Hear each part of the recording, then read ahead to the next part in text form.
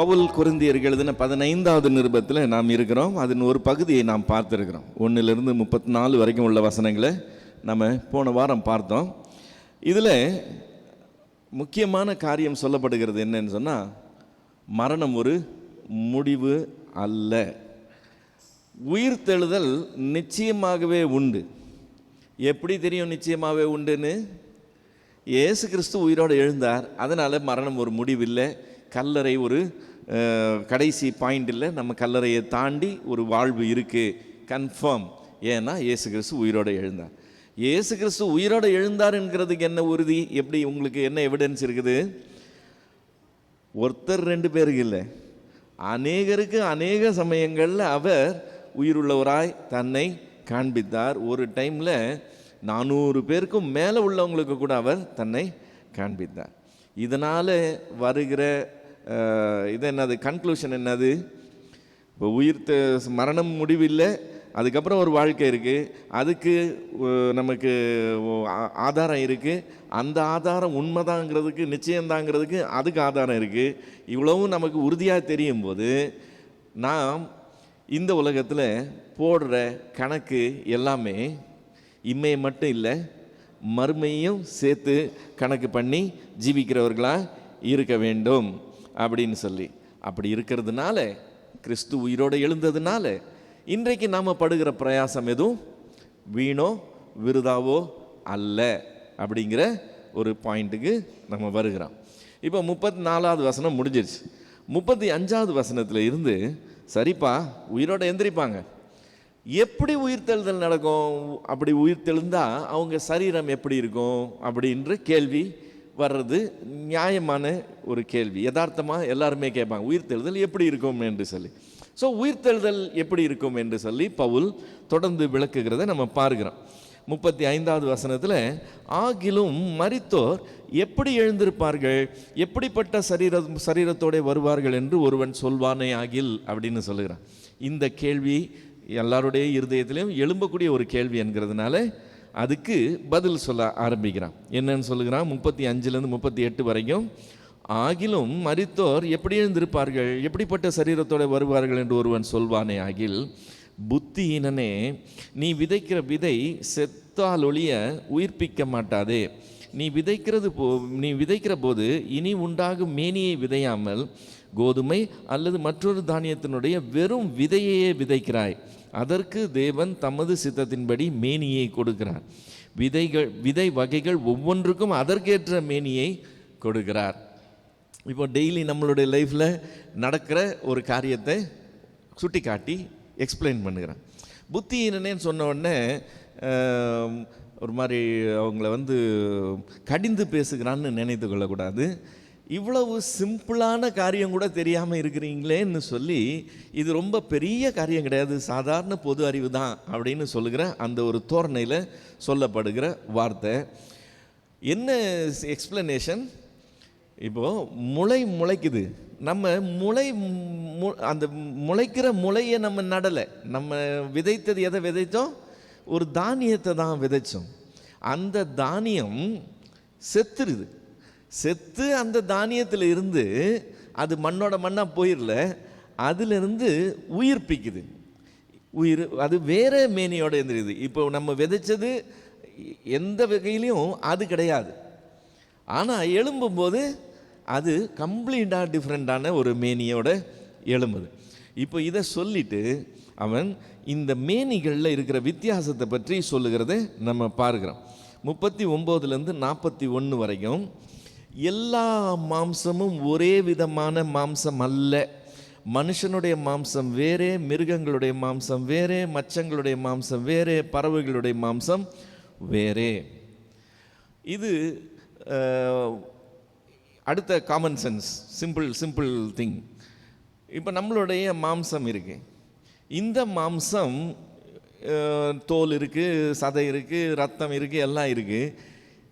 நமக்கு இருக்கிறது வேற, மிருகங்களுக்கு இருக்கிறது வேற, பறவைகளுக்கு இருக்கிறது வேற, தண்ணியில் இருக்கிற மச்சங்களுக்கு இருக்கிறது வேற. எல்லாமே சரீரம்தான், ஆனால் அந்த மாம்சங்கள் எல்லாமே வேற வேற. ஸோ மாம்சம் என்று சொன்னால் கூட அதுலேயே இவ்வளவு வித்தியாசமான மேனிகள் இருக்குது. அதே மாதிரி வானத்துக்குரிய மேனின்னு ஒன்று இருக்குது, பூமிக்குரிய மேனின்னு ஒன்று இருக்குது. வேற மாம்சம் இருக்கிறது ஒன்றும் ஆச்சரியமான காரியம் கிடையாது. நம்மளை சுற்றி பார்த்தோம்னா நம்மளுடைய மாம்சம் வேற, மிருகத்தின் மாம்சம் வேற, பறவையின் மாம்சம் வேற, மச்சையத்தின் மாம்சம் வேறன்னு பார்க்குறோம். அதே மாதிரி இந்த பூமியின் மாம்சம் வேற, வானத்துக்குரிய மாம்சம் வேறன்னு சொல்கிறான். வானத்துக்குரிய மேனிகளும் உண்டு, பூமிக்குரிய மேனிகளும் உண்டு. வானத்துக்குரிய மேனிகளுடைய மகிமையும் வேறே, பூமிக்குரிய மேனிகளுடைய மகிமையும் வேறே. சூரியனுடைய மகிமை வேறே, சந்திரனுடைய மகிமை வேறே, நட்சத்திரங்களுடைய மகிமையும் வேறே. மகிமையில் நட்சத்திரம் விசேஷித்திருக்கிறது. இதெல்லாம் கவனித்து பார்த்தவங்களுக்கு மட்டும்தான் தெரியும் இவ்வளோ தூரத்துக்கு டிஃப்ரென்ஸ் இருக்குன்னு சொல்லிட்டு. இப்போது மகிமை இருக்குன்னு சொல்லுகிறான். உண்மையில் மகிமை இருக்குது. இப்போ நமக்கு நம்மளுடைய சரீரத்தை நமக்கு பல் டாக்டர் போய் பார்க்குறோம் இல்லை, அவரும் டாக்டர் தானே. அந்த பல் டாக்டர்கிட்ட நம்ம தோல் சம்பந்தமாக கேட்டோம்னா அவருக்கு ஒன்றுமே தெரியாது. ஏன்? தோல் படித்தவர் தோல் மட்டும்தான் பார்ப்பார், பல்லு படித்தவர் பல்லு மட்டும் பார்ப்பார், கண்ணு படித்தவர் கண்ணு மட்டும் பார்ப்பார், எலும்பு படித்தவர் எலும்பு மட்டும் பார்ப்பார். ஒரே சரீரம்தான். அந்த சரீரத்தினுடைய ஒவ்வொரு தனித்தனி பகுதிக்கு தனித்தனி வல்லுநர்கள் தேவைப்படுறாங்க. அந்த அளவுக்கு அதில் என்ன இருக்குது? மகிமை இருக்கு. தேவனுடைய சிருஷ்டிப்பு வருஷ கணக்காக படித்து அவங்க அதில் ட்ரெயின் பண்ண வேண்டியிருக்கு அந்த ஒரு காரியத்துக்கு. அப்போது அது எவ்வளோ மகிமையாய் சிருஷ்டிக்கப்பட்டிருக்குன்னு நம்ம பார்க்கணும். இது இவ்வளோ மகிமையாக சிருஷ்டிக்கப்பட்டிருக்குல்ல, இதே மாதிரி வானத்துக்குரிய மேனியும் அதுக்குரிய மகிமை வேறேன்னு சொல்லுகிறான். இப்போது சூரியன், சந்திரன், நட்சத்திரங்கள், அநேக விதமான நட்சத்திரங்கள், இதெல்லாம் பார்த்தா எல்லாம் ஒன்றும் இல்லை. அதுக்கு ஒரு ஸ்பெஷாலிட்டி இருக்குது. அதுக்குள்ள மேனி அது மகிமை வேறு. இப்போ மரித்தோரின் உயிர்த்தெழுதலும் அப்படியே இருக்கும். அழிவுள்ளதாய் விதைக்கப்படும், அழிவில்லாததாய் எழுந்திருக்கும். கனம் உள்ளதாய் விதைக்கப்படும், கனவீனம் உள்ளதாய் விதைக்கப்படும், மகிமை உள்ளதாய் எழுந்திருக்கும். பலம் உள்ளதாய் விதைக்கப்படும், பலவீனம் உள்ளதாய் விதைக்கப்படும், பலம் உள்ளதாய் எழுந்திருக்கும். ஜென்ம சரீரம் விதைக்கப்படும், ஆவிக்குரிய சரீரம் எழுந்திருக்கும். ஜென்ம சரீரமும் உண்டு, ஆவிக்குரிய சரீரமும் உண்டு. இப்போ நம்மளுடைய சரீரத்துக்கு மகிமை இருக்குன்னு சொன்னேன். இது ரொம்ப பெரிய விஷயம்னு சொன்னேன். ஆனால் இதுக்கு லிமிட்டேஷன்ஸ் இருக்கு. இந்த மகிமை ரொம்ப, அதாவது எல்லை இல்லாததுன்னு சொல்ல முடியாது. ஏன்? 40 வயசு ஆன உடனே ஒவ்வொரு ஸ்பேர் பார்ட்டாக என்ன ஆகுது? ஒன்று ஒன்றா ஸ்லோவாக ஷட் டவுன் ஆக ஆரம்பிக்குது இல்லை?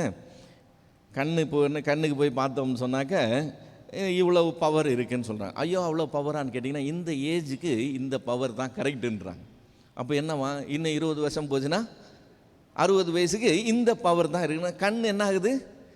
குறைஞ்சிக்கிட்டே வருது. எல்லாம் முட்டிதும் அதே மாதிரி தேஞ்சிக்கிட்டு வரும், எல்லாம் அதே மாதிரி மடன்னு குறைஞ்சிக்கிட்டே வரும். இப்போது நம்ம வண்டிக்கு வச்சுருக்குறோம், டயரு தேஞ்சு போச்சுன்னு சொன்னால் நம்ம என்ன செய்கிறோம்? வீட்டில் இருக்கிற பழைய துணி ஏதாவது வச்சு அதுக்கு பேண்டேஜ் கட்டி ஓட்டிகிட்டு இருக்கிறோமா? இல்லை. டயர் தேஞ்சு போயிட்டா என்ன பண்ணுறோம்? கடைக்கு போகிறோம், வேறு டயர் வாங்குகிறோம், இந்த டயரை தூக்கி போட்டு புது டயர் போட்டுக்கிறோம். புது டயர் போட்ட உடனே வண்டி ஏறக்குறைய புது வண்டி மாதிரி மாறி போகுது. தைரியமாக போகலாம், இனிமேல் பஞ்சர் கிஞ்சர் ஆகாது இல்லையா?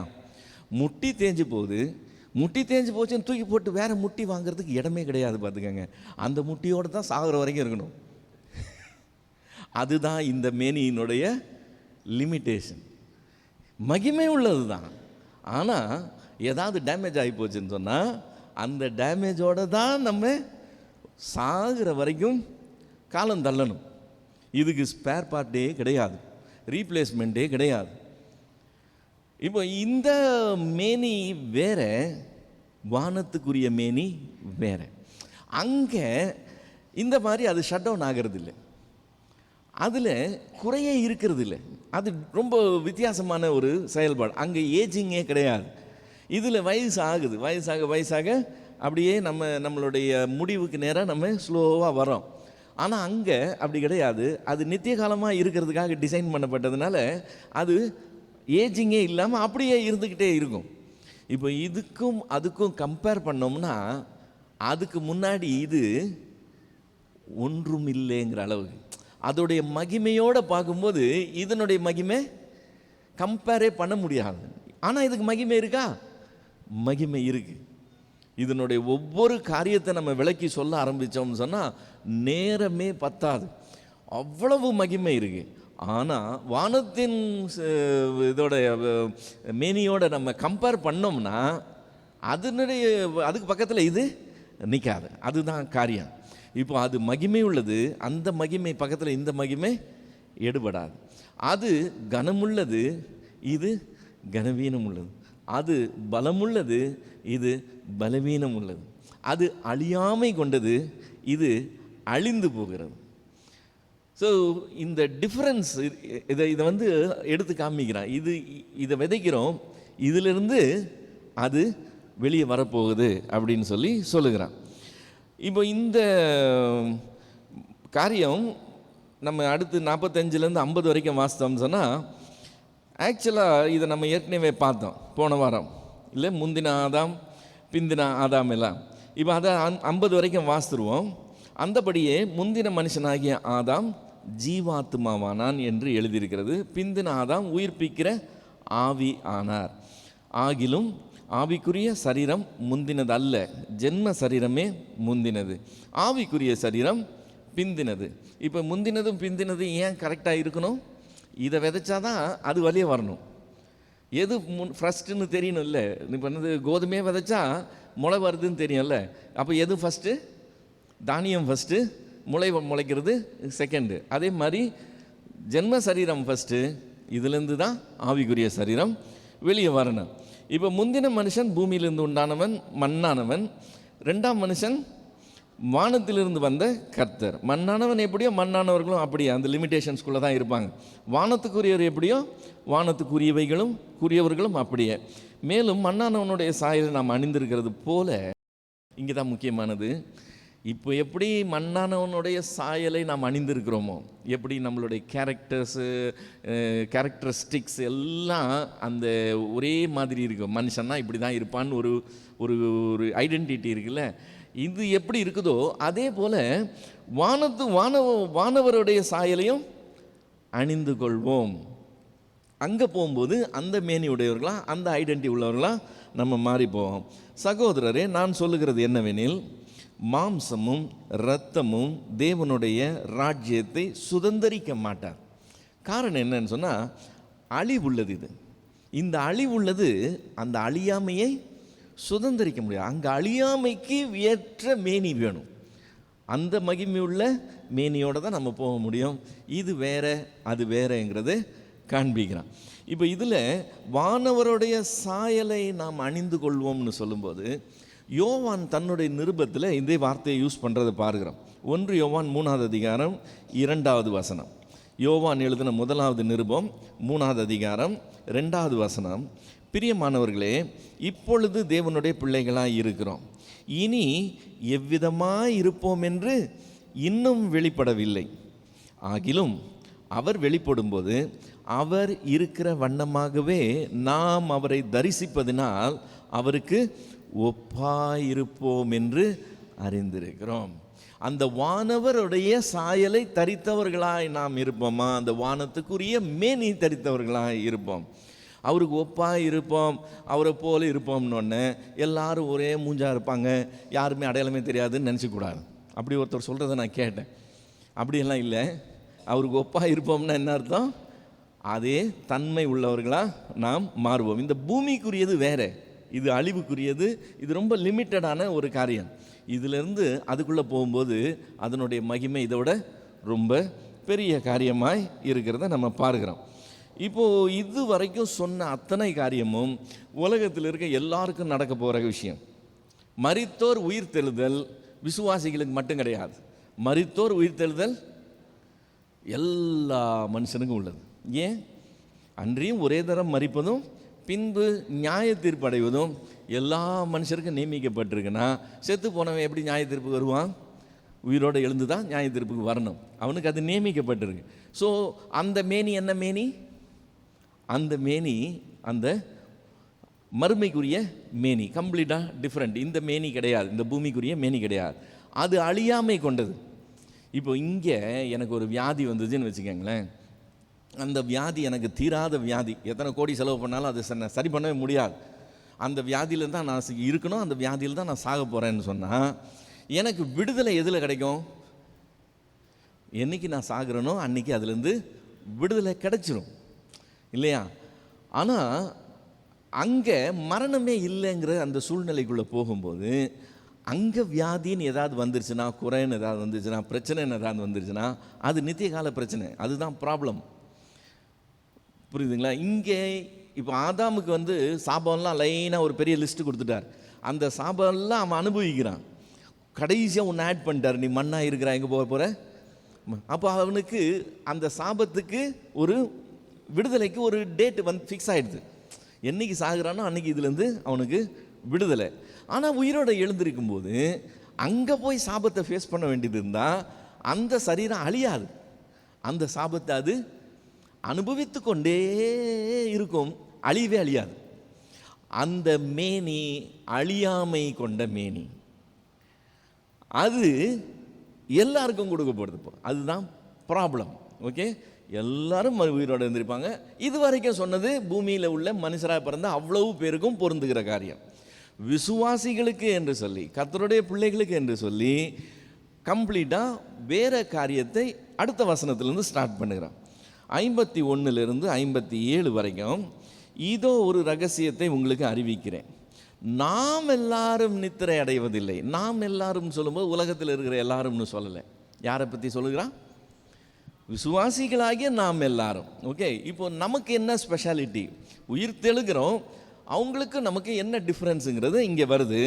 நாம் எல்லாரும் நித்திரை அடைவதில்லை, ஆகிலும் கடைசி எக்காலம் தொனிக்கும் போது ஒரு நிமிஷத்திலே ஒரு இமை பொழுதிலே நாம் எல்லாரும் மறு ரூபமாக்கப்படுவோம். எக்காலம் தொனிக்கும், அப்பொழுது மரித்தோர் அழிவில்லாதவர்களாய் எழுந்திருப்பார்கள், நாமும் மறுரூபம் ஆக்கப்படுவோம். அதாவது அந்த டைமில் சாகாமல் நிற்கிறவங்க அப்படியே மறுரூபமாக்கப்படுவாங்க. மரித்து எழுந்திருக்கிறவங்க அந்த புது மேனியோடையே எழுந்திருப்பாங்க. நாமும் மறுரூபமாக்கப்படுவோம். அழிவுள்ளதாகிய இது அழியாமையும் சாவுக்கேதுவாகியது சாவாமையும் தரித்து கொள்ள வேண்டும்.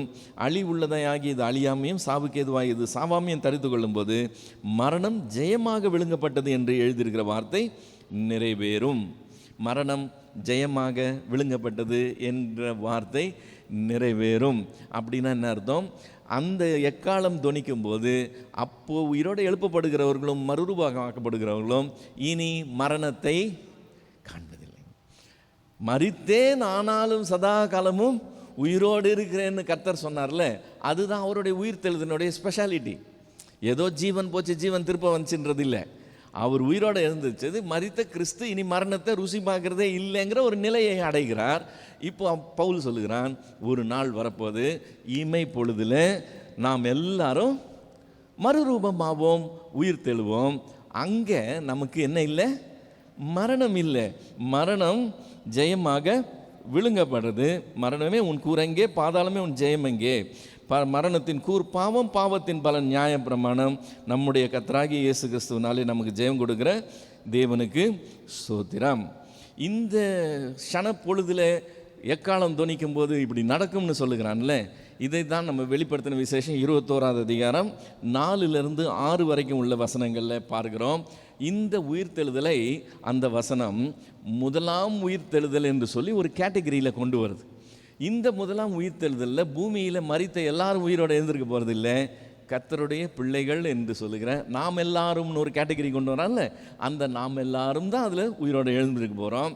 அதை பற்றி சொல்லும்போது, அன்றியும் சிங்காசனங்களை கண்டேன், அவைகளின் மேல் உட்கார்ந்தார்கள், நியாய தீர்ப்பு கொடுக்கும்படி அவர்களுக்கு அதிகாரம் அளிக்கப்பட்டது. இயேசுவை பற்றிய சாட்சி நிமித்தமும் தேவனுடைய வசனத்தின் நிமித்தமும் சிறைச்சேதம் பண்ணப்பட்டவர்களுடைய ஆத்துமாக்களையும் மிருகத்தையாவது அதன் சொரூபத்தையாவது வணங்காமலும் தங்கள் நெற்றியிலும் தங்கள் கைகளிலும் அது முத்திரையை தரித்து கொள்ளாமல் இருந்தவர்களையும் கண்டேன். அவர்கள் உயிர்த்து கிறிஸ்துவுடனே கூட 1000 வருஷம் அரசாண்டார்கள். அவர்கள் உயிர்த்து அரசாண்டார்கள்னு வருதுல்ல, அதுதான் அந்த எக்காலம் ஊதும்போது ஷனப்பொழுதில் நாம் உயிரடைவோம், மறுரூபமாகுவோம் என்கிற காரியம். மறுரூபமாகி என்ன செய்வோமா? கிறிஸ்துவுடனே 1000 வருஷம் அரசாளுவோம். மரணம் அடைந்த மற்றவர்கள் அந்த 1000 வருஷம் முடியும் அளவும் உயிரடையவில்லை. தேவனுடைய பிள்ளைங்க மட்டும் உயிரடைவாங்க. அவங்க உயிரடைஞ்சு 1000 வருஷம் கர்த்தரோட இந்த பூமியவே ஆளுவாங்க. இந்த 1000 வருஷமும் அவங்களுக்கு என்ன இல்லை? சாவே இல்லை, சாவே கிடையாது. 1000 வருஷமா இவங்க உயிரோடையே இருப்பாங்க, உயிரோடையே ஆளுவாங்க. இவங்க இனி சாகிறது இல்லைங்கிற அந்த நிலையை அடைந்தவர்களாக இருப்பாங்க. இப்போ அப்படி மற்றவர்கள் அந்த 1000 வருஷம் முடியும் வரையும் உயிரடையவில்லை. இதுவே முதலாம் உயிர்த்தெழுதல். இரண்டாம் உயிர்த்தெழுதல் ஒன்று வரப்போகுது. அது கம்பல்சரி உயிர்த்தெழுதல். வேண்டாம் வேண்டாம்னா கூட யாரும் விட போகிறதில்லை. எல்லாரையும் எழுப்பி கொண்டாந்து நிற்க வச்சு நியாய தீர்ப்பு கொடுத்து போக வேண்டிய இடத்துக்கு அனுப்ப போகிறாங்க. ஸோ ரெண்டாவது உயிர்த்தெழுதல் ஸ்பெஷல் கிடையாது. எது ஸ்பெஷல்? நம்ம எதில் பங்கு கொள்ளணும்? முதலாம் உயிர்த்தெழுதலில் பங்கு கொள்ளணும். முதலாம் உயிர்த்தெழுதலுக்கு பங்குள்ளவன் பாக்கியவானும் பரிசுத்தவானுமாய் இருக்கிறான். இவர்கள் மேல் இரண்டாம் மரணத்துக்கு அதிகாரம் இல்லை. இவர்கள் தேவனுக்கும் கிறிஸ்துவுக்கும் முன்பாக ஆசாரியராயிருந்து அவரோடு கூட 1000 வருஷம் அரசாழ்வார்கள் அப்படின்னு சொல்லி தெளிவாக சொல்லிடு. ஸோ எக்காலம் துணிக்கும். அப்போது நாம் எல்லாரும் உயிரோடு எழும்புவோம், மறுரூபமாவோம் என்று பவுல் சொல்லுகிற காரியம் இந்த வெளிப்படுத்தலில் இங்கே வருகிற விஷயம். அந்த டைம் மற்றவர்கள் உயிரோடு எழுந்திருக்க மாட்டாங்க. இதுக்கு பேர் முதலாம் உயிர்த்தெழுதல். இதில் பங்குள்ளவன் பரிசுத்தவானும் பாக்கியவானுமாய் இருக்கிறான் என்று சொல்லியிருக்கு. ஸோ கிறிஸ்து நமக்காக மரித்தார், கிறிஸ்து நமக்காக தன்னுடைய ஜீவனை கொடுத்தார் அப்படின்னு சொல்லி நம்ம பார்க்கும்போது, அவரை தந்தருளி இவ்வளவாய் உலகத்தில் அன்பு கூர்ந்தான்றப்போ எதுக்காக தந்தருளி, ஏன் அன்பு கூர்ந்தாரா? நம்ம கெட்டு போகாமல் நித்திய ஜீவனை அடையணும்னு சொல்லி, அந்த முதலாம் உயிர்த்தெழுதலை நாம் பங்கு பெறணும் என்று சொல்லி அவரை தந்தருளி இவ்வளவாய் உலகத்தில் அன்பு கூர்ந்தார். இதில் பங்கு உள்ளவங்க அவ்வளவு பேருமே அன்னைக்கு உயிரோடு எழும்புகிறவர்களாக இருப்பாங்க. எழும்பி 1000 வருஷம் ஆளுகிறவர்களாக இருப்பாங்க. மரணமே உன் கூரெங்கே, பாதாளமே உன் ஜெயம் எங்கே என்கிற வார்த்தை ஓசியா தீர்க்கதரிசியின் புஸ்தகம் 13வது அதிகாரம் 14வது வசனத்தில் இருக்குது. ஓசியா 13:14, அவர்களை நான் பாதாளத்தின் வல்லமைக்கு நீங்களாக்கி மீட்பேன், அவர்களை மரணத்துக்கு நீங்களாக்கி விடுவிப்பேன். மரணமே உன் வாதைகள் எங்கே, பாதாளமே உன் சங்காரம் எங்கே, மனம் மாறுதல் என் கண்களுக்கு மறைவானதாக இருக்கும் அப்படின்ற வார்த்தையை தான் பவுல் இங்கே கோட் பண்ணுகிறான். மரணமே உன் கூரெங்கே, பாதாளமே உன் ஜெயம் எங்கே என்று சொல்லி கோட் பண்ணுறான். ஸோ இப்போது நிச்சயமாக மரணம் ஒரு முடிவு இல்லை. நிச்சயமாக உயிரோடு எழுந்திருக்க போகிறோம். உயிரோடு எழுந்திருச்சு நாம் கிறிஸ்துவுடனே கூட ஆளப் போகிறோம். அப்படி இருக்கும்போது இந்த பூமியில் பரிசுத்தமாக இருக்கணும், இந்த பூமியில் நான் நேர்மையாக இருக்கணும், இந்த பூமியில் நான் இந்த பக்கம் அந்த பக்கம் போகக்கூடாது, நான் கர்த்தருக்கு பிரியமாய் ஜீவிக்கணும்னா நஷ்டத்தை தான் அடைவோம். நாம் நிறைய காரியங்களை விட்டு கொடுக்க தான் வேண்டியிருக்கோம், இழப்பை தான் சந்திக்க வேண்டியிருக்கோம், கஷ்டத்தோடு தான் இருக்க வேண்டியிருக்கோம். ஏன் எனக்கு இந்த பாடுகள்லாம், நான் ஏன் அப்படி இருக்கணும், எல்லாரும் இருக்கிறது போல் நானும் சந்தோஷமாக இருக்கலாமேன்னு சொல்லி நாம் நினைக்கலாம். ஆனால் இந்த கணக்கு போடும்போது எதை சேர்த்து பார்க்கணும்? மரணத்தோட முடிகிறது இல்லை, மறுமையும் சேர்த்து பார்க்கணும். உயிரோடு எழும்ப போகிறதுனால இது எதுவுமே வேஸ்ட்டு கிடையாது. கடைசி வசனம் என்னன்னு சொல்லுகிறான்? 58வது வசனம், ஆகையால் எனக்கு பிரியமான சகோதரரே, கர்த்தருக்குள் நீங்கள் படுகிற பிரயாசம் விருதாவாயிராது என்று அறிந்து நீங்கள் 1 உறுதிப்பட்டவர்களாயும் 2 அசையாதவர்களாயும் நம்பர் 3 கர்த்தருடைய கிரியையிலே எப்பொழுதும் பெருகுகிறவர்களாயும் இருப்பீர்களாக. நம்மளுக்கு மனசு விட்டு போகும் அநேக சமயங்களில். அவங்கெல்லாம் நல்லா இருக்கிறாங்க, அவங்கெல்லாம் அனுபவிக்கிறாங்க, நம்ம ஏன் இப்படி இருக்கிறோம்னு விட்டு போகும். இல்லை இல்லை இல்லை இல்லை இல்லை கர்த்தருக்குள் படுகிற பிரயாசம் விருதாவாயிராது. பவுல் சொல்லும்போது சொல்லுகிறான்ல, நான் எபேசு பட்டணத்தில் இந்த பாடு பட்டேன்னா கிறிஸ்து உயிரோடு எழுந்திருக்கலன்னா நான் ஏன் அந்த பாடெல்லாம் பட்டேன்னு சொல்லி, அதே மாதிரி தான் கிறிஸ்து உயிரோடு எழுந்த நான் பட்ட பாடு ஒன்றும் விருதாவாய் போகிறது இல்லை. அது விருதாவாய் போகிறது இல்லைன்றதை நான் அறிஞ்சேன்னா இப்போ நான் எடுக்கிற அந்த நிலையில் நான் எப்படி இருக்கணுமா, உறுதிப்பட்டவர்களாக அசையாதவர்களாக இன்னும் அதில் பெருகுகிறவர்களாக இருக்கணுமா. ஸோ அப்படி இருப்பீர்களாக அப்படின்னு சொல்லி அதை அந்த அதிகாரத்தை முடிக்கிறதை நம்ம பார்க்கிறோம். இப்போது கொரிந்தியருக்கு எழுதின இந்த நிருபத்தில் இந்த 15வது அதிகாரத்தோட அந்த டாக்ட்ரினல் டீச்சிங்ஸு ஒரு நிறைவுக்கு வருது. கிறிஸ்தவ கோட்பாடுகளை பற்றின என்னெல்லாம் போதிக்க முடியுமோ எல்லாத்தையும் போதித்து ஒரு நிறைவு கொண்டு வந்துடும்.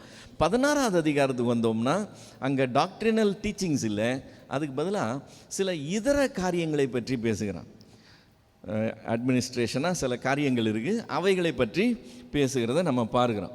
இப்போ இந்த 16வது அதிகாரத்துக்குள்ளே வந்தோம்னு சொன்னாக்க முக்கியமான பாயிண்ட் ஃபஸ்ட்லேயே என்ன ஸ்டார்ட் ஆகுது, பரிசுத்தவான்களுக்காக சேகரிக்கப்படும் தர்ம பணம் குறித்து. பவுல் இந்த தர்ம பண விஷயத்தில் ரொம்ப கேர்ஃபுல்லாக இருந்து அதுக்கு முக்கியத்துவம் கொடுக்குறவனாக இருக்கிறான்னு நம்ம கலாத்தியருக்கு எழுதின நிருபம் 2வது அதிகாரம் 9-10 வசனங்களில் பார்க்குறோம். கலாத்தியருக்கு அங்கே சொன்ன காரியம் என்னன்னு சொன்னால், எருசலேம் அங்கே கவுன்சில் கூடினப்போ, அந்த கூட்டம் கூடினப்போ அப்போஸ்தலர்கள் எங்ககிட்ட நீங்கள் நியாயப்பிரமாணத்தை எல்லாம் கடைபிடிக்க வேண்டிய அவசியம் இல்லை, நீங்கள் இதை மட்டும் செஞ்சால் போதும், கூடவே எதை விட்டுறாதீங்க, தரித்திரரை நினைத்து கொள்ளுங்கள்னு சொல்லி சொன்னாங்க. ஆனால் அப்படி செய்கிறதற்கு நாங்கள் அதுக்கு முன்னமே கரிசனை உள்ளவர்களாக இருந்தோம்னு சொல்லியிருப்போம். கலாத்தியர் 2வது அதிகாரம் 9-10 வசனங்கள். இப்போது அந்த அப்போஸ்தலர் எப்போ சொன்னாங்க, அப்போஸ்தலர் 15வது அதிகாரத்தில் சொன்னாங்க. ஆனால் அப்போஸ்தலர் 11வது அதிகாரம் 27வது வசனத்தில் இருந்து 12வது அதிகாரம் ஃபுல்லாக கடைசி வசனம் 25வது வசனம் வரைக்கும், அப்போஸ்தலர் 11:27 ஆரம்பித்து 12வது அதிகாரம் 25 வரைக்கும் நம்ம பார்த்தோம்னா, பவுல் தன்னுடைய மிஷினரி பிரயாணங்கள்லாம் துவங்கிறதுக்கு முன்னாலேயே தரித்திரருக்காக பணத்தை சேகரித்து கொண்டு அந்தியோகியா பட்டணத்திலேருந்து கிளம்பி வந்து எருசலேமில் தர்ம பணத்தை ஹேண்ட் ஓவர் பண்ணிவிட்டு அந்த ஊழியத்தை நிறைவேற்றிட்டு திரும்ப போனாங்கன்னு சொல்லி இருக்கும். ஸோ மிஷினரி பிரயாணம் எல்லாம் ஸ்டார்ட் பண்ணுறதுக்கு முன்னாலேயே பவுல் எதை குறித்து அக்கரிசனையாக இருக்கிறான்,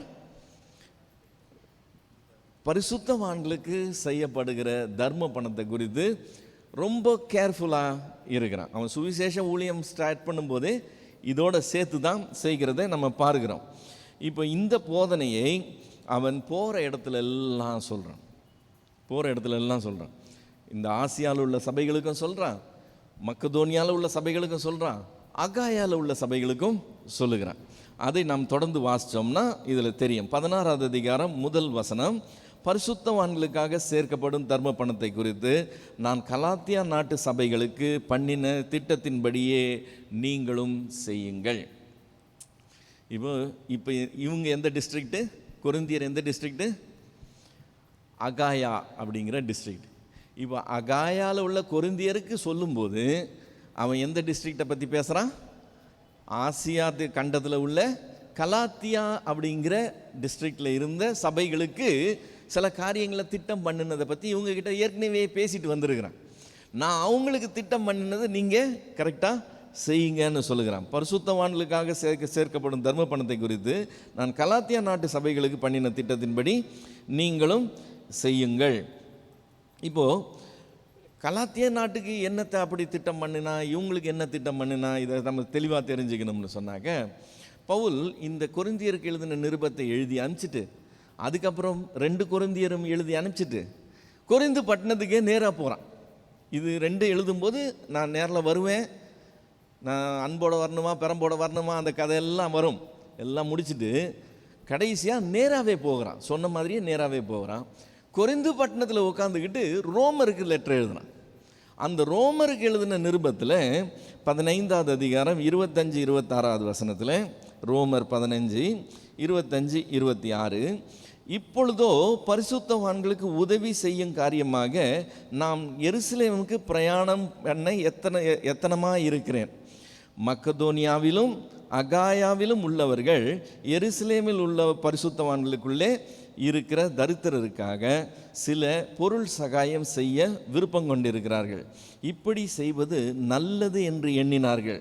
இப்படி செய்கிறதற்கு அவர்கள் கடனாளியாயும் இருக்கிறார்கள். எப்படி என்றால், புறஜாதியார் அவர்களுடைய ஞான நன்மையில் பங்கு பெற்றிருக்க சரீர நன்மைகளால் அவர்களுக்கு உதவி செய்ய இவர்கள் கடனாளிகளாக இருக்கிறார்களே. இப்போ ரோமருக்கு எழுதுறாங்க. ரோமருக்கு எழுதும் போது எதை கோட் பண்ணுறான்? இப்போ இவன் இருக்கிற அகாயாவிலையும் சரி, பக்கத்தில் இருக்கிற மக்கதோனியாலையும் சரி, இங்கே இருக்கிற சபைகள் என்கிட்ட கேஷ் கொடுத்துருக்குறாங்க, பணம் கலெக்ட் பண்ணி கொடுத்துருக்குறாங்க. இப்போ என்னுடைய பிரயாணத்தினுடைய அடுத்த இது எங்கே பாகம் எங்கே போகுது, இதை நான் கொண்டுக்கிட்டு எருசலேமுக்கு போய் டெலிவர் பண்ண போகிறேன். இவங்கெல்லாம் இப்படி செய்கிறதுல வாஞ்சியாக இருந்தாங்கன்னு ரோமருக்கு எழுது. சரியா? இப்போ கொரிந்து பட்டணத்துக்கு வர்றதுக்கு முன்னாடியே எபேசு பட்டணத்துலேருந்து எழுதின இந்த நிருபம் தான் கொரிந்தியருக்கு எழுதின 1வது நிருபம். அந்த நிருபத்தில் அவங்களுக்கு சொல்கிறது என்னது? அப்பா, நான் ஏற்கனவே பேசிட்டு வந்தேன்ல, அதுபடி நீங்கள் செய்யுங்க. அதை பற்றி 16வது அதிகாரம் 2வது வசனத்தில் அந்த சிஸ்டம் எப்படின்னு சொல்லுகிறான். நான் வந்திருக்கும்போது பணம் சேர்க்குதல் இராதபடிக்கு உங்களில் அவனவன் வாரத்தின் முதல் நாள் தோறும் தன் வரவுக்கு தக்கதாக எதையாகிலும் தன்னிடத்தில் சேர்த்து வைக்க கடவன். இப்போ வார சம்பளம் வாங்குறவங்க அந்த வார சம்பளத்தில் கொஞ்சமாவது எடுத்து சேர்த்து வைங்க அப்படின்னு சொல்லி ஒரு கான்செப்டை அவன் இன்ட்ரடியூஸ் பண்ணுறான். அப்போது கொஞ்சம் கொஞ்சமாக சேர்த்த காரியம் இவன் வரும்போது மொத்தமாக ஹேண்ட் ஓவர் பண்ணுறதுக்கு வசதியாக இருக்கும் என்று சொல்லி, தரித்திரருக்கு கொடுக்கணும்னு சொல்லி வரும்போது நாங்கள் எங்களுடைய ப்ரேயர் ஃபெலோஷிப்பில் அந்த மாதிரி பண்ணுவோம். அது என்ன சொல்லி கொடுத்தேன்னு சொன்னால், அவங்களுக்கு எவ்ரி கிறிஸ்மஸ் வரும்போது நம்ம சந்தோஷமாக கொண்டாடுறோம், நம்ம நல்லா இருக்கிறோம், நம்ம சந்தோஷத்தில் நம்ம மற்றவங்களையும் இன்க்ளூட் பண்ணிக்கிட்டால் நல்லா இருக்குமே அப்படின்னு சொல்லி சில ஆர்ஃபனேஜஸையோ அல்லது வேறு யாரையாவது நாங்கள் ரீச் அவுட் பண்ணுறது உண்டு. அப்படி ரீச் அவுட் பண்ணும்போது அந்தந்த இயருக்கு ஒரு இது போடுவோம் பார்த்தீங்களா, இப்போ எவ்வளவு பணம் தேவைப்படுதுன்னு சொல்லி நம்ம ஒரு ப்ரொஜெக்ஷன் போடுறோம் பார்த்தீங்களா. அப்போ சொல்லும்போது எல்லாருக்குமே அது மனசுக்கு கஷ்டமாக இருக்கும். ஏன்னா அவங்கவுங்க வீட்டு தேவைகள் பண்டிகை காலத்தில் ரொம்ப அதிகம். அவங்க பிள்ளைங்களுக்கு ட்ரெஸ் எடுக்கிறது, அவங்க வீட்டு காரியங்களை செய்கிறது, அவங்களுக்கே அது பேர்டன் அதிகம். அந்த பேர்டனில் நான் வேற கொடுன்னு சொன்னேன்னா அவங்களுக்கு ரொம்ப கஷ்டம். கொடுக்கணும்னு ஆசை இருக்கும், ஐயோ இதை செய்யணும், ஆமாம் இது நல்ல காரியம் செய்யணும்னு சொல்லி ஆசை இருக்கும், ஆனால் செய்கிறதுக்கு ரொம்ப கஷ்டமாக இருக்குது. அதனால் நான் என்ன சொல்லி கொடுத்தேன், நீங்கள் ஒரு 6000 ரூபாய் கொடுக்கணும்னு ஆசைப்பட்டீங்கன்னா மாதம் மாதம் ஜனவரி மாதத்துலேருந்து என்ன செய்யுங்க, 500 ரூபாயை எடுத்து வச்சிங்கன்னா, வெறும் 500 ரூபாய் தான் எடுத்து வைக்க போகிறீங்க. எடுத்து வச்சா அந்த இயர் ரெண்டு வரும்போது உங்கள் கண்ணுக்கே தெரியாது அவ்வளோ பெரிய அமௌண்ட் வந்துச்சுன்னு. 6000 ரூபாய். இப்போ 10 பேர் சேர்ந்து 6000 ரூபாய் கொடுத்தாங்கன்னா எவ்வளோ வரப்போகுது? நம்ம நல்ல பட்ஜெட்டில் நல்லா செய்யலாம் இல்லை? நீங்கள் இப்படி கொஞ்சம் கொஞ்சமாக சேர்க்காம அந்த டிசம்பர் மாதம் வந்து இருக்கிற காசுலேருந்து நீங்கள் பிச்சு கொடுத்தீங்கன்னா 1000 ரூபாய் நீங்கள் கொடுத்தா கூட அந்த 1000 ரூபாய் உங்களுக்கு கஷ்டம். அந்த 1000 ரூபாய் கொடுத்தா கூட 10 பேர் சேர்ந்து 1000 ரூபாய் கொடுத்தா 10,000 ரூபாய். சின்ன பட்ஜெட்டில் தான் செய்ய முடியும். ஸோ நம்ம பெரிய பட்ஜெட்டில் செய்யணும்னா நீங்கள் மாதம் மாதம் சேர்த்து வைங்கன்னு சொன்னேன். ஸோ இதை சிலர் கடைப்பிடிச்சாங்க, அது ரொம்ப யூஸ்ஃபுல்லாக இருக்குன்னு பார்த்தாங்க. ஆக்சுவலாக எங்கள் ஃபேமிலிலையும் அதை நாங்கள் கடைப்பிடிச்சு செய்து வந்தோம். பவுல் இதே சிஸ்டம் அவங்களுக்கு இன்ட்ரடியூஸ் பண்ணுறான். நீங்கள் வாரம் சம்பளம் வாங்குறீங்கன்னா வாரத்தின் முதல் நாளில் கொஞ்சத்தை எடுத்து வைங்க. அப்படி கொஞ்சம் கொஞ்சமாக சேர்த்து வச்சிங்கன்னா நான் வர்ற அன்றைக்கி ஸ்க்ராம்பிள் பண்ண வேண்டிய அவசியம் இருக்காது, நீங்கள் சேர்த்து வச்சதை கொடுக்கறதுக்கு வசதியாக இருக்கும்னு அவன் சொல்லுகிறான். 3-4 வசனங்களில், நான் வரும்போது உங்கள் உபகாரத்தை எருசலேமுக்கு கொண்டு போகும்படி நீங்கள் தகுதியுள்ளவர்களாக குறித்திருக்கிறவர்கள் எவர்களோ அவர்களிடத்தில் நிருபங்களை கொடுத்து அவர்களை அனுப்புவேன். நானும் போகத்தக்கதானால் நான் அவர்களுடனே கூட போகலாம். இந்த பணம் இங்கேருந்து அங்கே டிரான்ஸ்போர்ட் ஆகணும்னு சொன்னாங்க. இப்போ நமக்கு இருக்கிற மாதிரி பேங்க் ட்ரான்ஸ்ஃபர்லாம் கிடையாது. அப்போ ஃபிசிக்கல் கேஷ் தான் கொண்டு போகணும். ஸோ அப்போ உங்கள் ஆளுங்க யாராவது போகிறாங்கன்னா நான் லெட்டர் கொடுத்து அனுப்புகிறேன், அவங்கள நீங்களே அப்பாயிண்ட் பண்ணி நீங்கள் அனுப்பலாம். நான் கூட போகணுன்னா கூட நானும் கூட போகிறேன்னு சொல்லுகிறேன். இப்போ அடுத்து கொரிந்து பட்டணத்துக்கு வந்ததுக்கப்புறம் என்ன பிளான்ஸ், ஃப்யூச்சர் அவனுடைய ட்ராவல் பிளான்ஸ் என்னங்கிறத தொடர்ந்து பேசுகிறதை பார்க்கிறோம். 5-9 வரைக்கும், நான் மக்கதோனியா நாட்டின் வழியாய் போகிறபடியால் மக்கதோனியா நாட்டை கடந்த பின்பு உங்களிடத்தில் வருவேன்.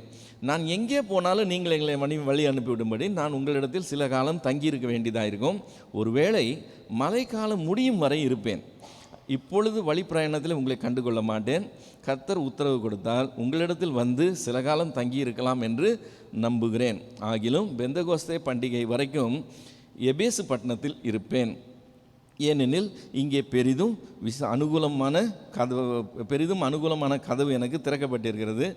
விரோதம் செய்கிறவர்கள் அநேகராக இருக்கிறார்கள். இப்போ எபேசு பட்டணத்தில் இருந்த சூழ்நிலையை நம்ம அப்போஸ்தலர் 19வது அதிகாரத்தில் பார்க்கிறோம். நம்ம அந்த பேக்ரவுண்டோடு தான் இதை புரிந்து கொள்ளணும். ஓகே, பவுலுடைய பிளான் என்னது? எபேசு பட்டணத்துலேருந்து உடனே புறப்படுறதா இல்லை. எவ்வளோ நாளைக்கு இருக்க போகிறானா? பஸ்கா பண்டிகை வரைக்கும் இங்கே தான் இருக்க போகிறேன். பஸ்கா பண்டிகைக்கு அப்புறம் தான் இங்கேருந்து புறப்பட போகிறேன். ஆனால் அந்த பிளான் படி செய்ய முடியாத சூழ்நிலை ஏற்படுது. ஏன் ஏற்பட்டுச்சு? எபேசு பட்டணத்தில் எபேசுவினுடைய தீயன்னாளே பெரியவள் என்று சொல்லி ஒரு பெரிய கலவரம் வெடித்து பவுல் எபேசு பட்டணத்தில் இருக்க முடியாதுங்கிற சூழ்நிலை வந்து அவன் உடனடியாக புறப்பட வேண்டிய ஒரு கட்டாயம் வருது. ஸோ இவன் ட்ராவலுக்கு பிளான் போடுறது கரெக்டு, ஆனால் அந்த பிளான் படி தான் நடந்ததுன்னு நம்ம எடுத்துக்கணுன்ற அவசியம் கிடையாது. சூழ்நிலைகள் மாறும்போது பிளான்ஸ் மாறும். இப்போ கொரிந்தியருக்கு சொல்லும்போது என்ன சொல்கிறான்? நான் ஃபஸ்ட்டு உங்ககிட்ட வந்துட்டு மக்கதோனியாவுக்கு போகிறேன்னு சொல்கிறான். ஆனால் ஆக்சுவலாக பவுல் போனது மக்கதோனியாவுக்கு போயிட்டு கொரிந்தியருக்கு வந்தான், அகாயாவுக்கு அதுக்கப்புறம் தான் வந்தான். ஸோ இதில் சொல்லியிருக்கிற ட்ராவல் பிளான் வேறு, ஆக்சுவலாக நடந்த காரியங்கள் வேறு. 11-12 வந்தோம்னு சொன்னால், தீமோத்தேயு உங்களிடத்தில் வந்தானே ஆகில் அப்படின்னு ஆரம்பிக்கிறான். தீமோத்தேயு ஏற்கனவே முன்னாடி அனுப்பிச்சிட்டான். நீ போய் இதெல்லாம் பார்த்து விசாரிச்சுட்டு வான்னு சொல்லி தீமோத்தேயு அனுப்பியிருக்கிறான். தீமோத்தேயு இன்னும் ரிட்டர்ன் வரல. தீமோத்தேயு அனுப்பிச்சிட்டேன்னு சொல்லி இந்த நிருபத்திலேயே 4வது அதிகாரம் 17வது வசனத்தில் சொல்கிறத பாருகிறோம். 1 கொரிந்தியர் 4:17, இது நிமித்தமாக எனக்கு பிரியமும் கர்த்தருக்குள் உண்மையும் உள்ள என் குமாரனாகிய தீமோத்தேயுவை உங்களிடத்தில் அனுப்பினேன். நான் எங்கும் எந்த சபையிலும் போதித்து வருகிறவன் கிறிஸ்துவுக்குள்ளான என் நடக்கையை அவன் உங்களுக்கு ஞாபகப்படுத்துவான் அப்படின்னு சொல்கிறான். ஸோ இன்னார அனுப்பிச்சிருக்கேன்னு சொன்னான். இப்போது அந்த லெட்டர் முடியும் போது என்ன சொல்கிறான்? அவன் வருவான், உங்ககிட்ட வருவான். அப்படி வந்தானே ஆகில் நீங்கள் அவனை எப்படி ட்ரீட் பண்ணணும்னு இருக்குது. இப்போ பவுல் ஒரு சீனியருக்கு ஒரு மரியாதை கொடுப்பாங்க, சீனியருக்கு ஒரு வரவேற்பு இருக்கும். ஆனால் இவன் ரொம்ப ஜூனியர். இப்போ இந்த ஜூனியர் சீனியர் கூட வந்தாருன்னா ஒரு மரியாதை இருந்திருக்கும். இப்போ ஜூனியர் மட்டும் தனியாக வரார். அதனால ஸ்பெசிஃபிக்காக சொல்லுகிறான், தீமோத்தேயு உங்களிடத்தில் வந்தானே ஆகில் அவன் உங்களிடத்தில் பயமில்லாதிருக்க பாருங்கள். அவன் கொஞ்சம் ஃப்ரீயாக மூவ் பண்ணுற மாதிரி பார்த்துக்கங்க. அவன் பயம் இல்லாது இருக்கும்படி பாருங்கள். என்னை போல அவனும் கர்த்தருடைய கிரியையை நடப்பிக்கிறானே. ஆனபடினால் ஒருவனும் அவனை அற்பமாய் எண்ணாதிருப்பானாக. சகோதரரோட கூட அவன் வருகிறதற்கு நான் காத்திருக்கிறபடியால் என்னிடத்தில் வரும்படி அவனை சமாதானத்தோட வழி அனுப்பி விடுங்கள். அவன் உங்ககிட்ட வர்றான். அங்கே தங்கி இருக்கிற வரைக்கும் அவன் உங்கள்கிட்ட பீஸ்ஃபுல்லாக நல்லபடியாக இருக்கிற மாதிரி ஒரு அட்மாஸ்பியர் கொடுங்க. அவனை அற்பமாக எண்ணாதீங்க. நான் கிரியை செய்கிறது போலவே அவனும் கர்த்தருக்குள்ளே கிரியை செய்து கொண்டு இருக்கிறான். அவனை சீக்கிரமாக சமாதானத்தோடு என்கிட்ட திருப்பி அனுப்புங்க, நான் அவனுக்காக காத்துக்கிட்டு இருக்கேன் இங்கே அப்படின்னு சொல்கிறான். அப்புறம் அப்பல்லோவை பற்றி பேச்சு வருது. 12வது வசனத்தில், சகோதரனாகிய அப்பல்லோவை குறித்தோவெனில் சகோதரரோட கூட உங்களிடத்தில் வரும்படி அவனை மிகவும் வேண்டிக் கொண்டேன். யார் கூட? இப்போது தீமோத்தேயு ஒரு டீமோட போயிருக்கிறேன். அந்த டீமோட அப்பல்லோவையும் நான் சொன்னேன். ஆனால் அப்பல்லோ போக விருப்பப்படலை. போகும்படி நான் அவனை மிகவும் வேண்டிக் கொண்டேன், ஆகிலும் இப்பொழுது வர அவனுக்கு மனதில்லை.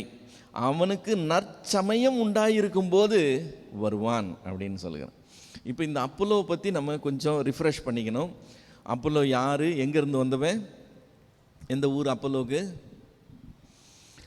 அலெக்சாந்திரியா அப்படிங்கிற பட்டணம், எகிப்து தேசத்தில் இருக்கிற அலெக்சாந்திரியான்ற பட்டணத்தில் உள்ள யூதன்.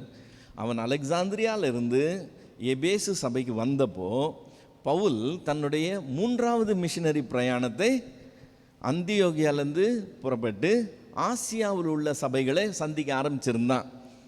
ஸோ பவுல் அந்தியோகியாவிலேருந்து ஆசியாவில் உள்ள சபைகளை சந்தித்து கொண்டிருந்த அந்த டைமில் அலெக்சாந்திரியா பட்டணத்திலேருந்து அப்போலோ என்கிறவன் எபேசு பட்டணத்துக்கு வருகிறான்.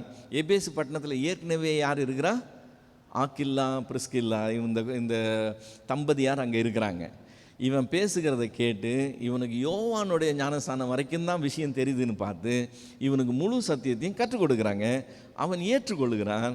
அவங்க தான் லெட்டர் கொடுத்து அவனை எங்கே அனுப்புகிறாங்க? கொரிந்து பட்டணத்துக்கு அனுப்புகிறாங்க. இப்போ இவன் கொரிந்து பட்டணத்தில் போய் இவன் வாக்கிலும் வல்லமை இதுலேயும் ரொம்ப டேலண்டான ஆள். இவன் போய் அங்கே பேசி அங்கே உபதேசம் பண்ணதுனால விசுவாசிகளுக்கு ரொம்ப ஸ்ட்ரெங்தனிங்காக ரொம்ப உற்சாகம் கொடுக்குறவனா அங்கே ஊழியம் செய்கிறான். அதனால் எந்த லெவல் வரைக்கும் போகுதுன்னு சொன்னால், நான் பவுலை சேர்ந்தவன், நான் அப்போலோவை சேர்ந்தவன் சொல்கிற அளவுக்கு பவுலுக்கு ஈக்குவலாக அப்போலோடைய பேர் அங்கே கொரிந்து பட்டணத்தில் எழும்புது. இப்போ கொரிந்து பட்டணத்தில் அவன் ஊழியம் செய்யும்போது பவுல் எங்கே வந்துட்டான்?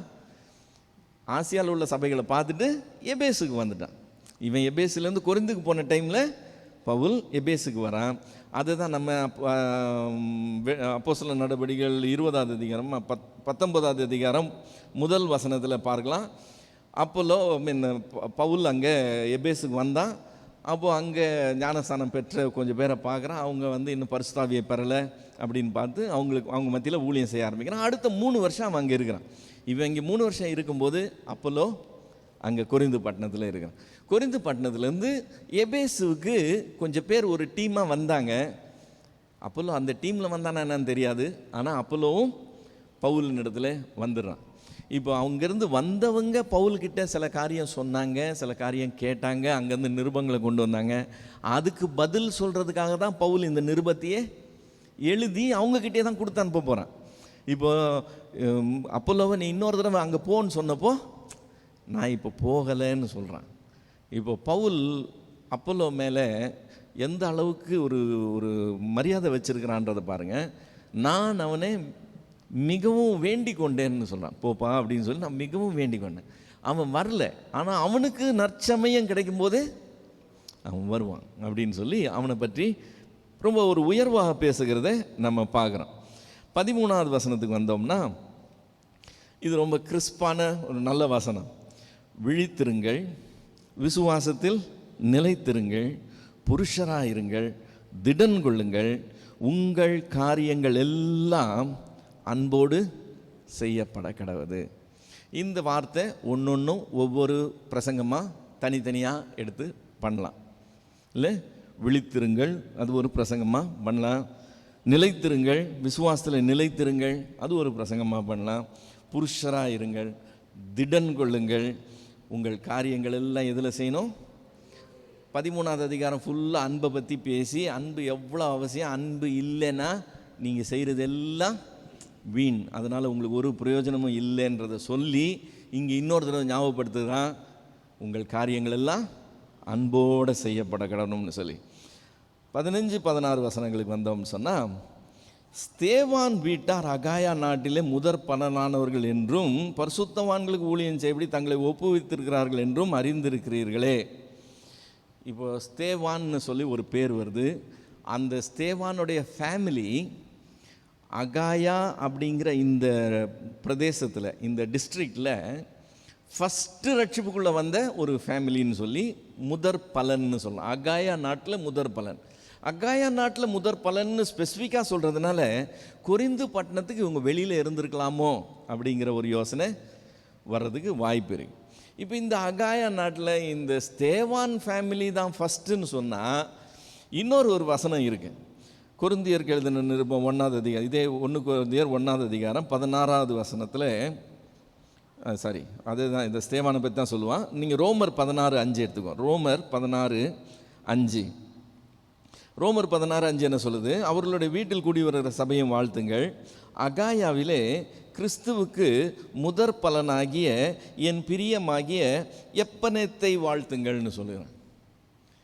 இப்போ இந்த எப்பனேத்து முதற் பலனா அல்லது ஸ்தேவான் முதல் பலனா?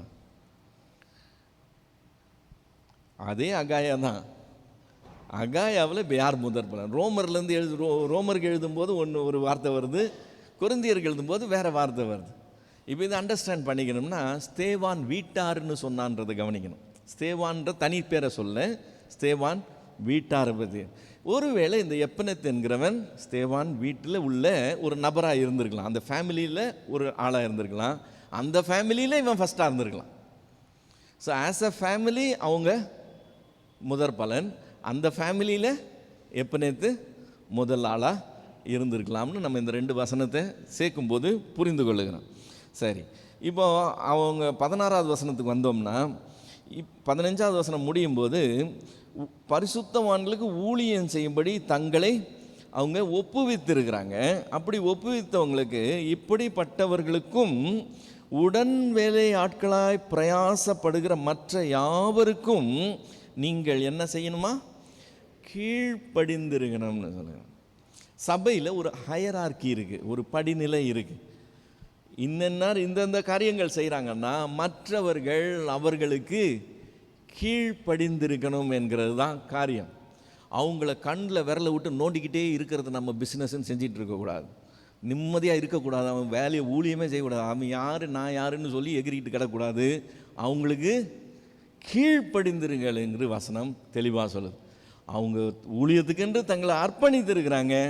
அவங்க இப்படிப்பட்டவங்களாக இருக்கிறதுனால மற்றவங்க அவங்களுக்கு கீழ்ப்படிந்திருக்கிறாங்க. அப்புறம் தொடர்ந்து வாசித்தோம்னு சொன்னால் 17-18 ஸ்தேவான், பொர்த்துனாத்து, அகாயு என்பவர்கள் வந்ததற்காக சந்தோஷமாக இருக்கிறேன். இந்த 3 பேரும் கொரிந்திலிருந்து இவனை தேடி வந்தவங்க. ஸோ நீங்கள் எனக்கு செய்ய வேண்டியதாக இருந்ததை அவர்கள் செய்திருக்கிறார்கள். இப்போ வந்து விசாரிக்கிறது, இவனுடைய நலனை நாடி இவனுக்கு சில காரியங்கள் செய்கிறது, இதெல்லாம் வந்து ஒரு தனிமையில் வெளியூர்லேருந்து செய்யும்போது நம்மளுக்கு ஒரு 2 பேர் தேடி வந்தாங்கன்னா அது மனசுக்கு பெரிய ஒரு உற்சாகத்தை கொடுக்குற காரியமாக இருக்கும். ஸோ இவங்க தேடி வந்து அப்படி செய்ததை இவன் குறித்து நான் சந்தோஷமாக இருக்கிறேன்னு சொல்லி ஒரு நல்ல காரியமாக எடுத்துக்கிறான். அவர்கள் என் ஆவிக்கும் உங்கள் ஆவிக்கும் ஆறுதல் செய்தார்கள். இப்படிப்பட்டவர்களை அங்கீகாரம் பண்ணுங்கள். அப்புறம் 19வது வசனம், ஆசியா நாட்டில் உள்ள சபையார் உங்களை வாழ்த்துகிறார்கள். கிரீட்டிங்ஸ் போது இங்கே அந்த லெட்டர் கன்க்ளூஷனுக்குள்ளே வரும்போது நான் மட்டும் எழுதலை, இங்கே இருக்கிறவங்க எல்லாம் உங்களை என்ன செய்கிறாங்க? வாழ்த்துறாங்க. ஆசியா நாட்டில் உள்ள சபையார் உங்களை வாழ்த்துகிறார்கள்.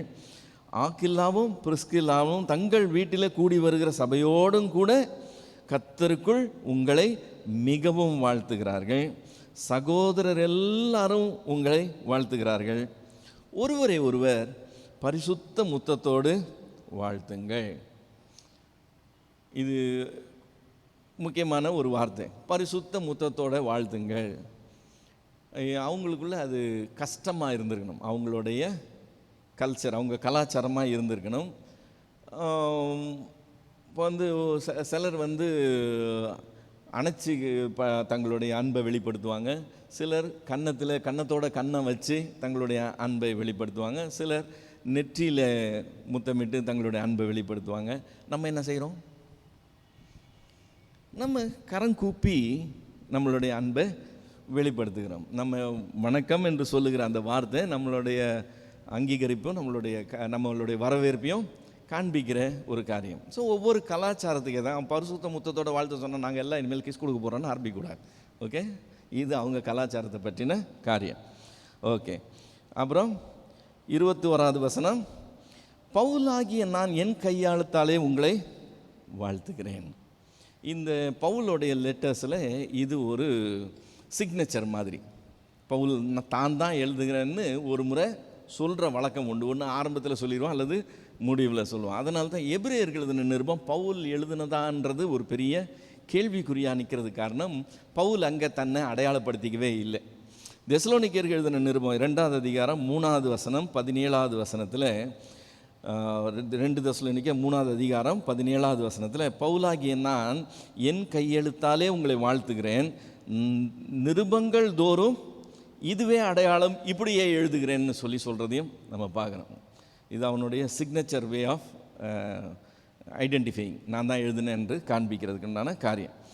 22வது வசனத்தில், ஒருவன் கர்த்தராகிய இயேசு கிறிஸ்துவினிடத்தில் அன்பு கூறாமல் போனால் அவன் சபிக்கப்பட்டவனாய் இருக்க கடவன், கர்த்தர் வருகிறார். இயேசு கிறிஸ்துவனிடத்தில் பயபக்தியாக இருக்கிறத பற்றியெல்லாம் பேசலை. இயேசு கிறிஸ்துவனிடத்தில் என்னவா இருக்கணுமா? அன்பு கூறணும். தேவன் அன்பாகவே இருக்கிறார். அவர் அன்பு கூர்ந்ததுனால தான் இவ்வளவு காரியம் செய்கிறார். நாம் அவரிடத்தில் அன்பின் அடிப்படையிலேயே எல்லாம் செய்யணுன்றது திரும்ப திரும்ப திரும்ப சொல்லப்படுகிற ஒரு விஷயம். இதை மறந்துட்டு ஒரு கடமை உணர்வோட அல்லது ஒரு எதிர்பார்ப்போட இந்த மாதிரிலாம் மூவ் பண்ணி அந்த அன்பை கொச்சப்படுத்திடக்கூடாது. அன்பு கூறாமல் போனால், கிறிஸ்து இயேசுவினிடத்தில் அன்பு கூறாமல் போனால் அவன் என்னவா இருப்பானா? சபிக்கப்பட்டவனாக இருப்பான். இந்த சபிக்கப்பட்டவனாக இருப்பான்னு நம்மளுடைய ஆங்கில வேதாகமும் டிரான்ஸ்லேட் பண்ணாமல், நமக்கு டிரான்ஸ்லேட் பண்ணியிருக்கு, அவங்க டிரான்ஸ்லேட் பண்ணாமல் கிரேக்க வார்த்தையை அப்படியே போட்டிருப்பாங்க, அனத்தம்மா அப்படின்னு. அனத்தம்மா அடுத்த வார்த்தையும் அப்படியே கிரேக்க வார்த்தையிலே போட்டிருப்பாங்க, மாரநாதா. அனத்தெம்மா மாரநாதா. ஸோ கர்த்தர் வருகிறார்னு சொல்லி அதை எச்சரிக்கிறான். நீங்கள் சும்மா விளையாடிட்டு இருக்கக்கூடாது. ஒரு நாள் நீங்கள் அவரை ஃபேஸ் பண்ண வேண்டியிருக்கோம். கர்த்தர் வருகிறார். கர்த்தர் வருகிறார் என்ற வார்த்தை தான் என்னது? மாரநாதா. அனத்தெம்மான என்னது? சபிக்கப்பட்டவனாக இருப்பான் அப்படிங்கிறது.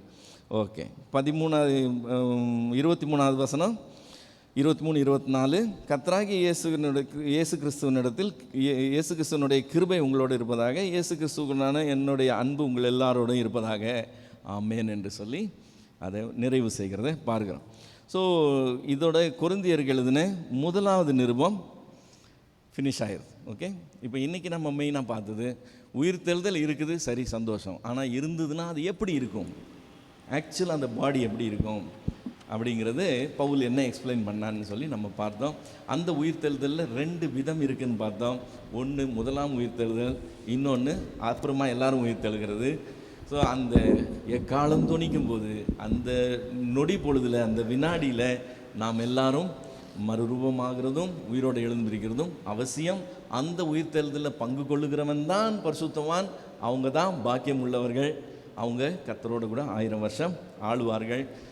மற்றவங்க உயிர்த்தெழுகிறதுங்கிறது அது கம்பல்சரி, அது ஒன்றும் ஸ்பெஷல் கிடையாது. அவங்களும் அதே மாதிரி அழியாமை உள்ள மேனியோடு தான் வருவாங்க. ஆனால் அவங்க 2ஆம் மரணத்துக்குள்ளே போகிறாங்க. முதலாம் உயிர்த்தெழுதல் உள்ளவங்களுக்கு 2ஆம் மரணம் கிடையாதுன்னு சொல்லி நம்ம பார்த்தோம். இப்போது 16வது அதிகாரத்துக்குள்ளே வந்தோம்னா, தர்ம பணத்துக்கு எவ்வளவு முக்கியத்துவம் கொடுத்து அவன் மிஷினரி பிரயாணம் ஆரம்பிக்கிறதுக்கு முன்னாடி இருந்தே அதுக்கு அவ்வளவு பிரயாசப்பட்டு அவன் காரியங்களை செய்து வந்தான், திட்டமிட்டு காரியங்களை செய்து வந்தான். ஒரு சபைக்கு மட்டும் கிடையாது, அத்தனை சபைகளுக்கும் அதை சொல்லி இவங்க செய்கிறாங்கன்னு சொல்லி காண்பித்து அடுத்தால அதில் உற்சாகப்படுத்துகிறவனாகவும் இருந்து அதை செய்கிறதுக்காகவே அவன் பிரயாணப்பட்டு போய் அதெல்லாம் செய்து முடிக்கிறத நம்ம பார்த்தோம். அப்புறம் மற்றபடி ரெகுலராக எல்லாரையும் வாழ்த்துறது, அந்த மாதிரி காரியங்கள் தான். ஸோ இதோட இது நிறைவடையுது. ஏதாவது கொஸ்டின்ஸ் இருந்தால் நம்ம கேட்டு கிளியர் பண்ணிக்கலாம். முதலாம் உயிர்த்தெழுதல், 2ஆம் உயிர்த்தெழுதல்னு சொன்னீங்க இல்லையா? அது நிஜமாவே புரியல. அதே மாதிரி 50th verseல வந்துட்டு பார்த்தீங்கன்னா, அழிவுள்ளது அழியாமையை சுதந்திரிப்பதும் இல்லை. அது இன்னும் அண்டர்ஸ்டாண்ட் ஆக முடியல எனக்கு. ஃபர்ஸ்ட் கொஸ்டின், முதலாம் உயிர்த்தெழுதல் 2ஆம் உயிர்த்தெழுதல் புரியல. நீங்கள் அதில் என்ன யாருக்கு? இல்லை யாருக்கு வரும் முதலாம் உயிர்த்தெழுதல் அண்ட் 2ஆவது உயிர்த்தெழுதல் யாருக்கு வரும்? முதலாம் உயிர்த்தெழுதல் பரிசுத்தவான்கள் மட்டும் பங்கு பெறுகிற ஒரு காரியம். கர்த்தராகிய இயேசு கிறிஸ்துவை ஏற்றுக்கொண்டவங்க மட்டும் அந்த முதலாம் உயிர்த்தெழுதலில் பங்கு பெறுவாங்க. அப்போ நம்மளாமா? ஆமாம், கர்த்தராகிய இயேசுவை ஏற்றுக்கொண்ட அத்தனை பேரும் அதில் பங்கு பெறுவாங்க. ஓகே. மற்றவர்கள் எல்லாம் அதில் பங்கு பெற மாட்டாங்க. மற்றவர்கள் எல்லாம் அந்த 1000 வருஷம் முடிகிற வரைக்கும் உயிரோடு எழுந்திருக்க மாட்டாங்கன்னு வசனம் சொல்லு. அதுதான் முதலாம் உயிர்த்தெழுதல். மற்றவர்கள்னா கர்த்தரை வந்து பின்பற்றாதவர்கள் எல்லாம், ரிஜெக்ட் பண்ணவங்க, அவரை பற்றி கவலைப்படாமல் இருந்தவங்க, அவரால் ரட்சிப்படையாதவங்கன்னு எடுத்துக்கலாம். ஓகே. அண்ட் தென் அழிவுள்ளது அழியாமையை சுதந்தரிப்பதில்லை. ஆமாம், அது என்ன மீனிங்? அதாவது அழியாமை சுதந்திரிக்கணும்னா அழியாமைக்குள்ளேயே மேனியோட தான் உள்ளே போக முடியும். இப்போது நம்ம இங்கே பூமியில் நிற்கிறோம் நடக்கிறோம். நீங்கள் கடல் ஆழத்தில் ஏன் சர்வே பண்ண முடியாது? உங்களால் முச்சிட முடியாது. உங்கள் பாடி அதுக்குள்ள பாடி கிடையாது. லேண்ட் லிவிங்குள்ள பாடி தான் உங்களுக்கு இருக்குது. உங்களுடைய நாசியில் நீங்கள் சுவாசம் எடுக்கிற வரைக்கும் நீங்கள் லேண்டில் தான் இருக்க முடியும். கரெக்ட். நீங்கள் அண்டர் வாட்டர் ஜீவிக்க முடியாது. அண்டர் வாட்டர் ஜீவிக்கணும்னா அந்த பாடியே வேறு. ஸோ உங்களுக்கு வேறு பாடி கொடுத்து நீங்கள் அண்டர் வாட்டர் போனீங்கன்னா நீங்கள் அங்கே சர்வைவ் ஆவீங்க இல்லையா? அதே மாதிரி தான் மேலே பறக்கிறதுக்கும் இங்கே இருக்கிற ஆக்சிஜன் லெவல் வேறு, மேலே இருக்கிற ஆக்சிஜன் லெவல் வேறு. அந்த பறவைகளுக்கு அந்த ஆக்சிஜன் லெவலை ஹேண்டில் பண்ண முடியும். அதனால தான் அதுங்க அங்கே ஹையர் ஆல்டிடியூடில் அது இருக்குது. நம்மளால் அது இருக்க முடியாது. ஸோ அந்த பாடி வேறு. அதே மாதிரி இம்மைக்குரிய பாடி வேற, மறுமைக்குரிய பாடி வேற. இது அழிவுள்ளது. இங்கே அனித்தியம்தான், இந்த உலகமே அனித்தியம்தான். இது எல்லாம் அழிவுக்குள்ளது. இந்த உடம்பும் மகிமை உள்ளதாக இருந்தாலும் அழிவுக்கு உட்பட்டது. ஆனால் நித்தியம்னு சொல்லி வரும்போது அங்கே எல்லாமே நித்தியம், அங்கே அனித்தியமே கிடையாது. எதை எடுத்தாலும் நித்தியம்தான். இங்கே எதுவுமே நித்தியம் கிடையாது, அங்கே எல்லாமே நித்தியம். இப்போ இந்த அனித்தியத்தை தூக்கிட்டு போய் நீங்கள் நித்தியத்துக்குள்ளே வைக்க முடியாது. இந்த அழிவுள்ளது அந்த அழியாமையை சுதந்திரிக்க முடியாது. அப்போ அந்த அழியாமையை சுதந்திரிக்கணும்னா அந்த அழியாமைக்குரிய மேனி வேணும். அப்போ அந்த மேனி அழியாமை உள்ள ஒரு மேனி, அது வானத்துக்குரிய மேனி. ஓகே, அது என்னது அழியாமைக்குரியதுன்னா? அந்த பாடி இந்த பாடி மாதிரி கிடையாது. இதை விட அது ரொம்ப ஸ்பெஷல். இப்போ இது ஏஜ் ஆகுது இல்லைங்களா? ஏஜ் ஆகும்போது அதில் வந்து டவுன் ஆகுது இல்லை, அது ஏஜே ஆகாது. ஓகே, பெர்மனெண்ட்டாக அப்படியே இருக்கும். அதுதான் அதனுடைய பெரிய டிஃப்ரென்ஸ். அந்த பாடி இருந்தால் தான் நீங்கள் அங்கே சர்வே பண்ண முடியும். இந்த பாடியோடு அங்கே போய் சர்வே பண்ண முடியாது. புரியுதுங்களா? அவங்கள்லேருந்தே ஒரு கொஷின். அப்போ இப்படி ஒரு வசனம் இருக்குது இல்லைங்களா, கல்யாண வஸ்திரம் தரித்திராதவர்கள் உன் கல்யாண வஸ்திரம் எங்கே அப்படின்னு. அப்போ இந்த மேனியை தான் அங்கே ஓமையாக அப்படி சொல்லப்படுகிறதோ? அது வேற, அது ஓமையில் வர்றது. ஆண்டவர் சொல்கிற ஓமையில் வர்றது. அந்த ஓமை வந்து மறுரூபமாகறதுலாம் இல்லை. உன்னை ரோட்டில் இருந்தவனை விருந்துக்கு கூப்பிட்டோம். இந்த விருந்துக்கு அழைப்புக்கு நீ பாத்திரனே இல்லை, அழைக்கப்பட்டவங்க வரல. அதனால் டோட்டலாக அற்பமாக இருந்த நீ இன்றைக்கி வீட்டுக்குள்ளே வந்து என்னோடய விருந்தாளியாக உட்காந்துருக்கிற. உள்ளே வரும்போதே எல்லாருக்குமே ட்ரெஸ் கொடுத்தாங்க. எல்லாரும் ட்ரெஸ் போட்டிருக்காங்க, கல்யாண ட்ரெஸ் போட்டிருக்காங்க. நீ மட்டும் போடல. நீ மட்டும் போடலைன்னா நீ என்ன சொல்ல வர? இப்போ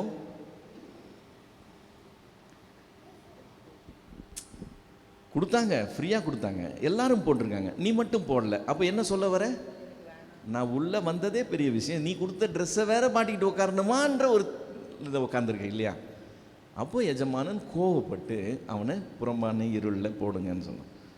ஸோ அழைக்கப்பட்ட அழைப்புக்குள்ளே வந்துட்டு நீங்கள் அதுக்கு பாத்திரமானா இல்லைன்னா அவர் தூக்கி உள்ளே போட்டுருவாருன்னு சொல்கிறதுக்காக உள்ள ஓமையா.